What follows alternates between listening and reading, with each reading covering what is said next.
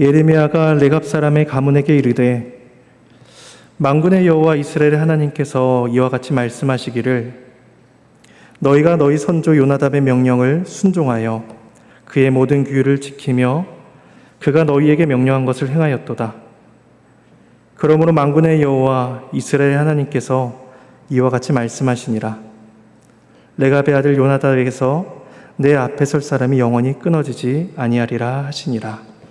하나님의 말씀입니다. 하나님께 감사합니다. 오늘 보는 35장은 여호야김 시대의 레갑 족속과 관련된 말씀이 나타나고 있습니다. 앞에 34장에서는 시드기야 시대와 관련한 이야기가 나왔는데 오늘 본문인 35장에서는 시드기야보다 앞선 여호야김 시대의 이야기가 나타나고 있는 것입니다. 예레미야서는 우리가 계속해서 봐왔듯이 연대기적으로 기록된 것은 아닙니다. 예레미야는 이와 같은 방식을 통해서 불순종한 유다 백성과 순종한 레갑 족속의 모습을 비교하여 주고 있습니다. 왜냐하면 앞에 34장에서는 하나님 앞에서 계약을 맺는 예루살렘 백성들의 모습이 나타나고 있는데 그들의 결국은 하나님과 맺은 언약을 깨뜨렸다는 것입니다. 그런데 이어진 35장에서는 레갑 족속에 대해서 말씀하시면서 그들이 조상들의 말씀을 지키고자 애쓰고 노력한다라는 사실을 보여주고 있습니다. 우리 오늘 말씀을 통해서 우리 또한 주 앞에서 신실하게 서갈 수 있기를 바라며 또 주께서 우리에게 베풀어 주신 칭찬과 약속을 소망하며 살아갈 수 있기를 바랍니다. 먼저 1절에서 5절 말씀은 레갑 족속에게 포도주를 마시게 하라라는 하나님의 명령입니다. 우리 함께 말씀을 봉독하도록 하겠습니다. 유다의 요시야 왕의 아들 여호야김 때에 여호와께로부터 말씀이 예레미야에게 임하여 이르시되 너는 레갑 사람들의 집에 가서 그들에게 말하고 그들을 여호와의 집 한방으로 데려다가 포도주를 마시게 하라 하시니라.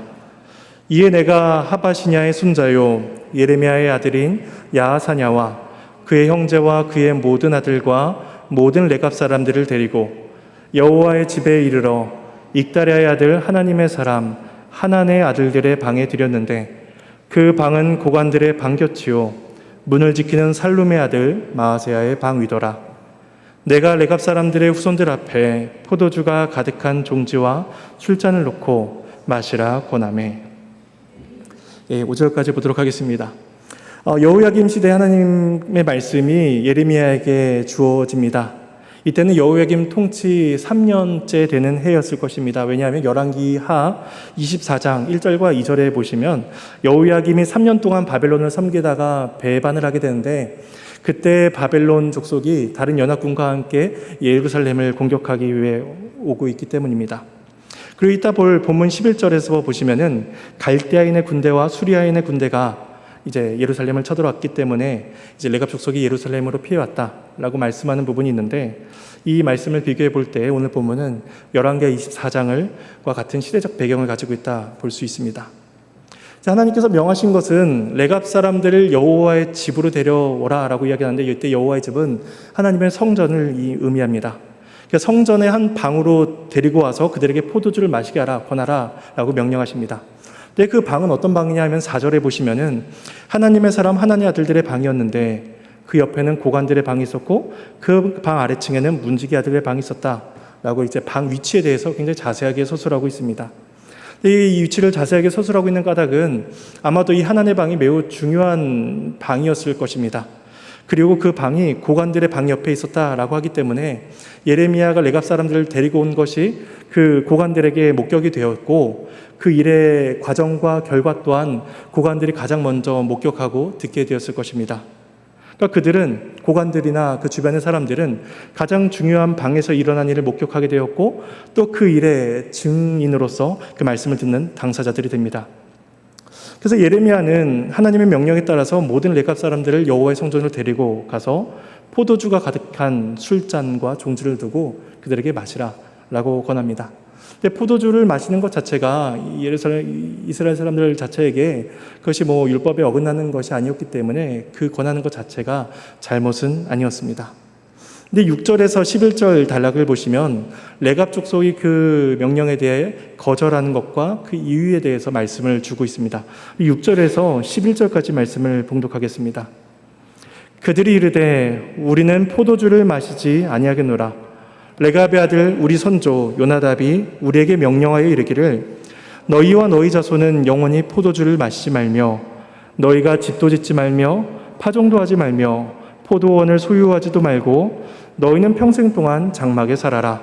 그리하면 너희가 머물러 사는 땅에서 너희 생명이 길리라 하였으므로 우리가 레갑의 아들 우리 선조 요나답이 우리에게 명령한 모든 말을 순종하여 우리와 우리 아내와 자녀가 평생 동안 포도주를 마시지 아니하며 살집도 짓지 아니하며 포도원이나 밭이나 종자도 가지지 아니하고 장막에 살면서 우리 선조 요나답이 우리에게 명령한 대로 다 지켜 행하였노라. 그러나 바벨론의 느부갓네살 왕이 이 땅에 올라왔을 때에 우리가 말하기를 갈대아인의 군대와 수리아인의 군대를 피하여 예루살렘으로 가자 하고 우리가 예루살렘에 살았노라. 예레미야가 포도주를 마시라라고 권유하자 그들이 단호하게 대답을 합니다. 그들의 대답은 굉장히 분명했습니다. 포도주를 마시지 않겠다는 것이죠. 그래서 6절 하반절과 7절에서는 그 레갑 족속이 그 자신의 조상인 요나답의 말을 인용하여 이야기하고 있습니다. 그들의 선조인 요나답은 포도주를 마시지 말라 이 명령과 함께 집도 짓지 말고 파종도 하지 말고 포도원을 소유하지도 말고 평생 동안 장막에 살아라 라는 명령을 후손들에게 주었습니다. 이 요나답은 열왕기하 10장 15절에서 23절 단락에서만 언급이 되고 다른 부분에서는 전혀 언급이 되지 않기 때문에 그와 관련된 내용이나 그가 어떤 말을 했는지에 대해서는 성경이 말씀을 하지 않고 있고 자세히 알 수가 없습니다. 근데 이제 이 열왕기하 10장에서는 요나답을 여호나답이라고 이제 표현하고 있는데 그 이름은 동일한 이름입니다. 근데 열왕기하 10장에서 나타나는 이 요나답은 북이스라엘의 예후와 함께 바알을 섬긴 자들을 이렇게 처단하는 일을 하게 됩니다. 그 예후가 바알을 믿는 모든 제사장들을 바알 신당으로 불러 모아서 그들을 이제 모아두고 다 죽이게 하는데 그때 이 요나답이 함께 그를 동참합니다. 그리고 이제 이 요나답에 대한 이야기는 열왕기하에서 그렇게 끝나게 됩니다. 오늘 본문에서 이야기하는 포도주, 집, 파종 이런 이야기는 전혀 언급이 되지 않고 있는 거죠. 이에 대해서 학자들의 설명을 참고해 보는 것이 우리에게 도움이 될 것입니다. 본문에서 요나답이 금지한 이 모든 것들은 그 우상숭배, 바알숭배와 아마 연관이 있을 것이다 라고 봅니다. 포도주의 경우에는 바알숭배자들이 그 바알에게 제사를 드리면서 그 제단에 포도주를 바쳤을 뿐만 아니라 그 제단에 드리는 모든 제사자들이 그 포도주를 마시며 술에 취하는 일들이 아마 많았을 것이다 라고 추정을 합니다. 그러니까 포도주 자체가 나쁜 것이 아니라 그것과 관련된 우상숭배적인 요소가 있다는 것이죠. 그리고 이어지는 집, 파종, 포도원에 대한 이 소유하지 말아라. 이 소유 금지는 정착 생활을 기반으로 하는 것들입니다. 근데 당시에 바알은 농업의 신으로 이제 인식이 되었고, 그러므로 이제 가나안 땅에 정착해 가는 사람들에게 매우 중요한 신으로서 받아들여졌습니다. 그러니까 그러한 이방 종교에 현혹되지 않도록 아마 요나답은 정착된 생활을 하지 말고 나그네와 같은 유목 생활을 하라라고 이제 명령했다고 볼 수가 있습니다. 그러니까 유목 생활을 하는 그들에게는 농업이 중요한 게 아니라 날씨가 중요한 게 아니라 그들을 책임지신 하나님이 중요했던 것이죠. 그래서 학자들은 이러한 이유로서 아마 요나답이 자신의 후손들에게 바알 신앙을 멀리할 것을 이렇게 권하며 이런 명령을 했을 것이다라고 추정을 합니다. 요나답은 이와 같은 명령을 한 이후에 후손들을 향해서 복을 선언합니다. 그리하면 너희가 머물러 사는 땅에서 너희 생명이 길리라 하는 것이죠. 이것은 하나님께서 주신 복이라든지 제사장들이 선언한 그런 어떤 축복의 선언이 아니라 요나답 개인의 선언이었습니다. 요나답이 자신의 후손들을 향한 어떤 권고였고 바람이었던 거죠. 근데 이 요나답이 말한 그 명령을 잘 따라 행한다면 아마도 요나답의 후손들, 레갑 족속들은 바알 종교를 최대한 멀리할 수 있었을 것이며 그러므로 하나님의 율법이 약속하는 그 복을 누릴 수가 있었을 것입니다. 이 복을 누리게 되는 것이 마지막 19절 단락에 가면 하나님의 말씀을 통해서 우리는 확인하게 됩니다. 그 레갑 자손들은 이 요나답의 말을 인용하여 대답한 이후에 자신들이 그 명령을 매우 충실하게 지켜왔다라고 그렇게 대답을 합니다. 8절에 보시면 그 내용이 잘 나타나게 되는데, 먼저 레갑 족속 이야기하기를 모든 가족들 한 사람도 빠짐없이 그것을 순종했습니다라고 이야기합니다. 그래서 이야기하기를 우리와 우리 아내와 모든 자녀, 우리 자녀라고 표현을 하고 있죠. 그러니까 모든 가족들, 모든 족속들이 이 명령을 지켰습니다. 그리고 후손들은 어떻게 그 명령을 지켰냐면 하나도 빠짐없이 그 모든 명령을 지켰습니다. 8절 중반에 보시면 명령한 모든 말이라고 표현을 하고 있죠. 그리고 그 레갑 족속은 매 순간 성실하게 그 조상의 말을 지켰습니다. 8절 말미에 보시면 평생 동안이라 라고 이야기합니다.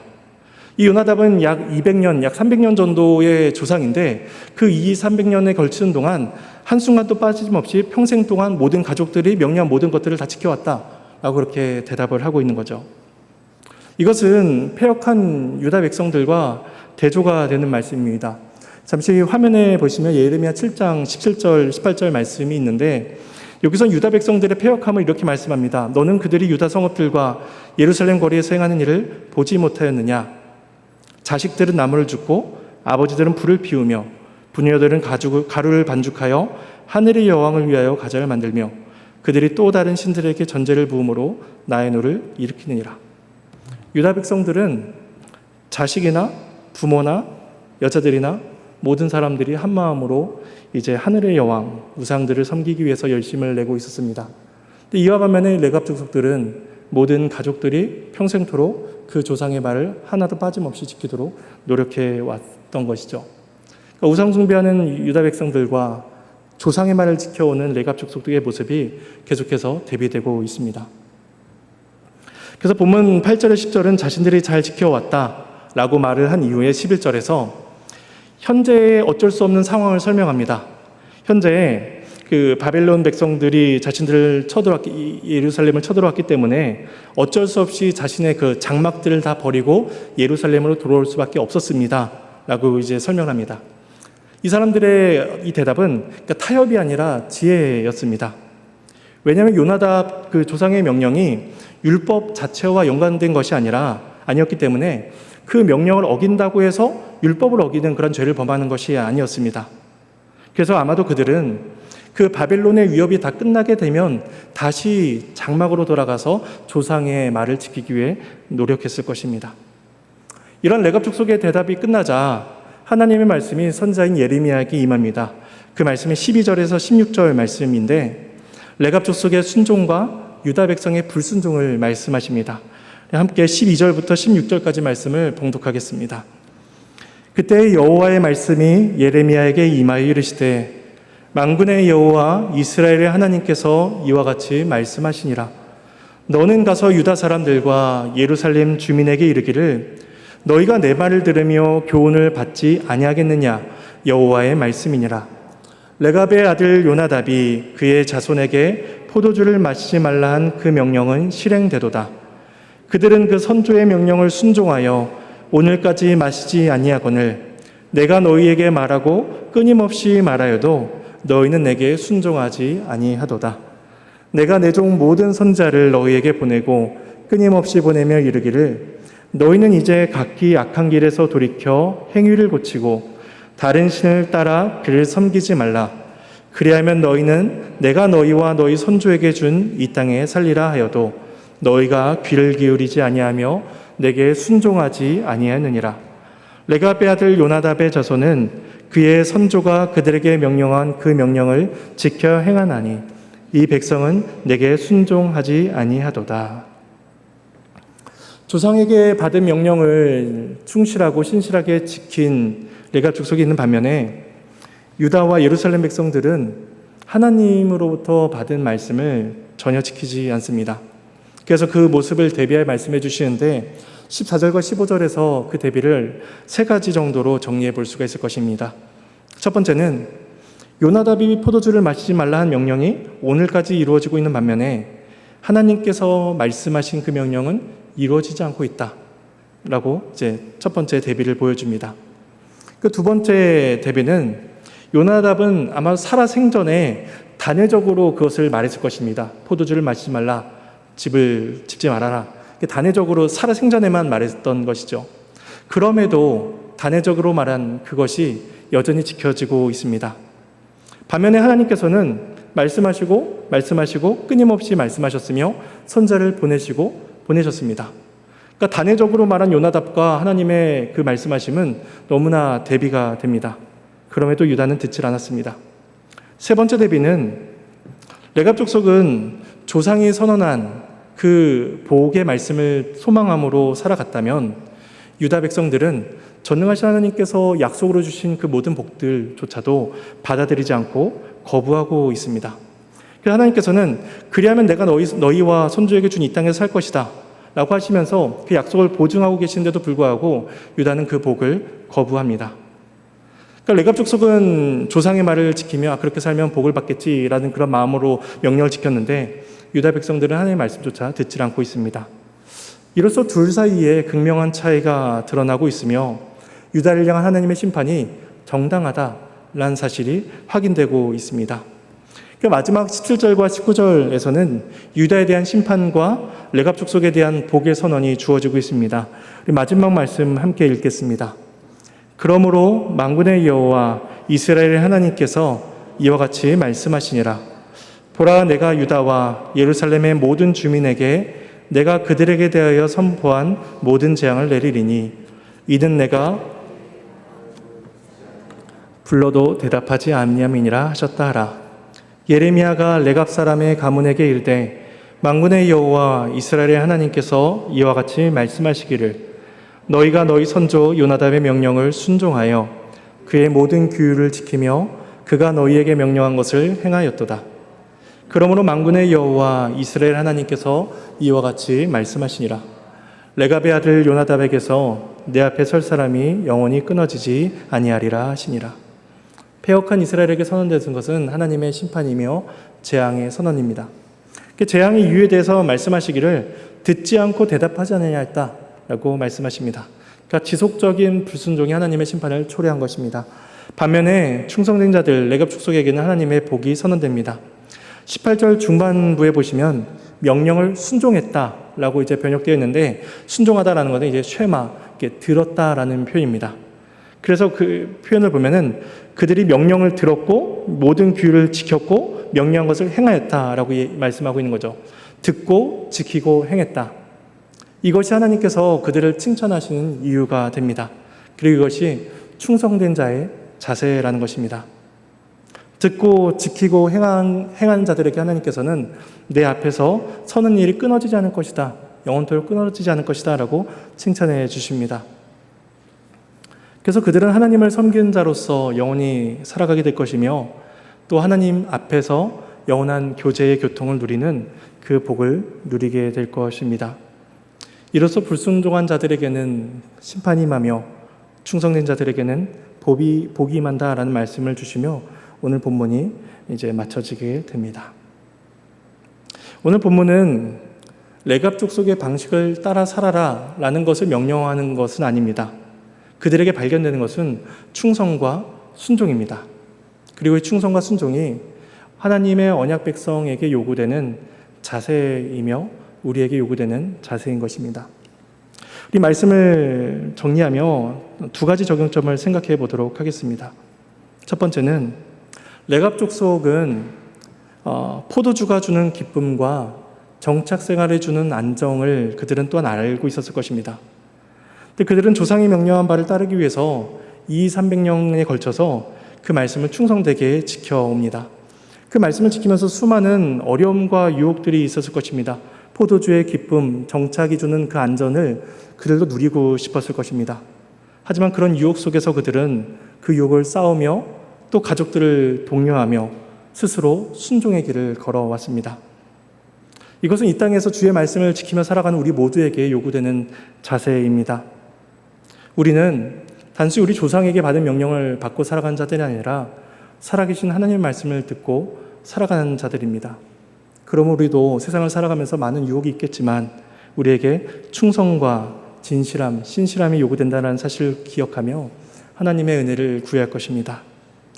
두 번째 적용점은 우리는 하나님 말씀에 신실해야 합니다. 그런데 우리는 신실하지 못합니다. 하나님의 명령에 신실하신 분은 오직 예수 그리스도 한 분뿐이십니다. 그리스도는 우리를 위해서 이 땅에 오셨고 매 순간 평생도록 신실하게 순종하셨습니다. 그리고 그 순종의 일을 우리들에게 전가시켜 주십니다. 그러므로 우리는 그리스도 안에서 복음을 듣게 되는 그 들을 귀가 생겼으며 또 그것을 지켜 행할 의지 또한 우리는 얻게 되었습니다.